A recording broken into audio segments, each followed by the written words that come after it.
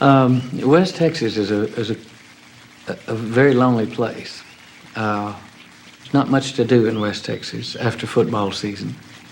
So I would write songs, and we didn't live in a big house where I had a room to write a song, so I would go sit in the car and write songs, and that's where I wrote Only the Lonely. Good friend Joe Melson and I wrote this song in a car out in front of my house. And I don't know, I think it was, and it wasn't for money, it was just writing for the love of writing. And the same way with most of the early songs. And I think it continued all the way through Pretty Woman, even to today. But the thing was, the songs became recognized and became #1 hits, some of them, and eventually standards, some of them.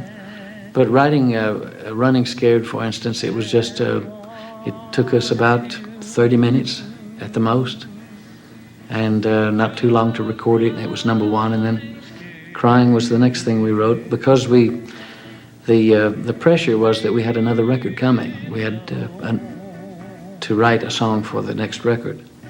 And I remember early in my career traveling with people who had just one hit record, and I had none. So, but they would sing if they had a hit record about anything, a pair of pants. Then the next song would be about a pair of socks, and the next tune would be about a shirt, and the next one about a hat. So I just didn't want to go down the same path, and so we wrote these songs. The thing about being a singer writing a song, you write the song the way you want to sing it, which makes it sound a little different, and it turns out to be your very own. And there's not a lot of stylizing to do as a singer when you go to the studio. You sing it as you wrote it, and you write it as you sing it. So it's sort of of a piece, of a set thing. And people said on the session when I was recording Running Scared, for instance, I didn't have any formal training as a writer, and so I wrote. I didn't, something high or low didn't make any difference to me, and wrote Running Scared with a high ending, but I was singing it very softly. And when we got into the studio, technology hadn't changed that much, and I remember the producer saying, he said, we're losing the end of the song. He said, if you can't hit that note a little harder, or those notes, he said, we'll lose the record. Of course, everybody heard that in the studio, and I was embarrassed by that and upset and a little bit angry. And I said, run it one more time, please. And so then I hit the note, and everybody looked around, and there were 30-something musicians in that little studio. But those things come with the doing. If you're trying very hard and you're fairly innocent and your motives are fairly pure, then good things happen to you. The good Lord seems to smile on you and give you a little extra each time as you go.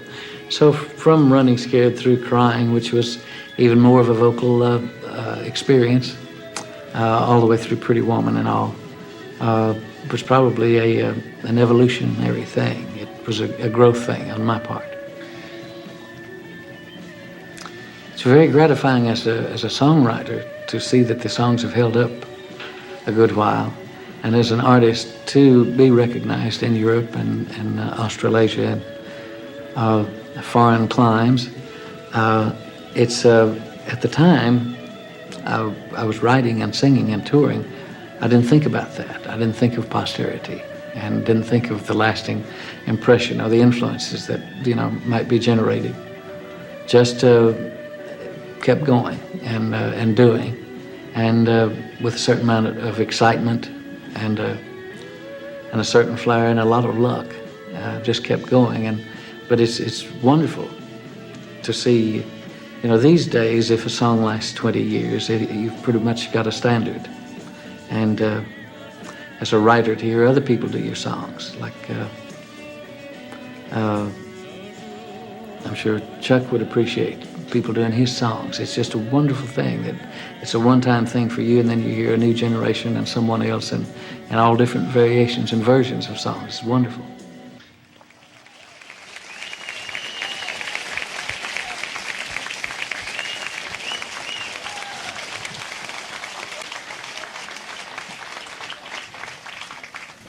Thank you very much. You've been a wonderful audience. Thank you. Just running scared, each place we go, so afraid that he might show. Yeah.